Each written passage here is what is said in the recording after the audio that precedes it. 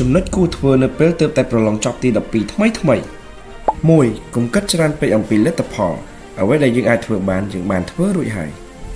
2កុំបារម្ភមុនពេលលទ្ធផលចេញការបារម្ភមិនអាចផ្លាស់ប្ដូរលទ្ធផលបានទេ3ឈប់ពិភាក្សាចម្លើយជាមួយមិត្តភ័ក្តិច្រើនពេក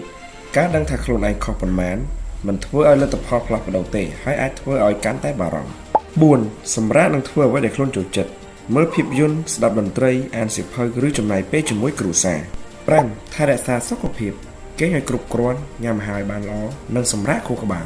6កុំឲ្យលទ្ធផលកំណត់តម្លៃរបស់ខ្លួនជាប់ឬធ្លាក់មិនមែនជាចុងបញ្ចប់នៃជីវិតទេវាគ្រាន់តែជាជំហានមួយប៉ុណ្ណោះ7ចាប់ផ្ដើមគិតពីអនាគតបន្តិចម្ដងអាចស្វែងយល់អំពីជំនាញមុខវិជ្ជាឬសាកលវិទ្យាល័យដែលខ្លួនចាប់អារម្មណ៍8រងចាំលទ្ធផលដែលចិត្តស្ងប់យើងមិនអាចដឹងលទ្ធផលមុនពេលវាចេញទេដូច្នេះសូមរស់នៅក្នុងពេលបច្ចុប្បន្នត្រូវចងចាំថាការប្រឡងបានចប់ហើយឥឡូវនេះដល់ពេលដែលអ្នកត្រូវសម្រាកនិងថែខ្លួនឯងកុំបារម្ភពីអ្វីដែលអ្នកមិនអាចគ្រប់គ្រងបានលទ្ធផលមិនទាន់មកដល់ទេដូច្នេះសូមញញឹមនិងរីករាយជាមួយពេលវេលារបស់អ្នកLet's go. All my diamonds on VVS shining so bright in the dark. I just pull up and park, leaving my permanent marks.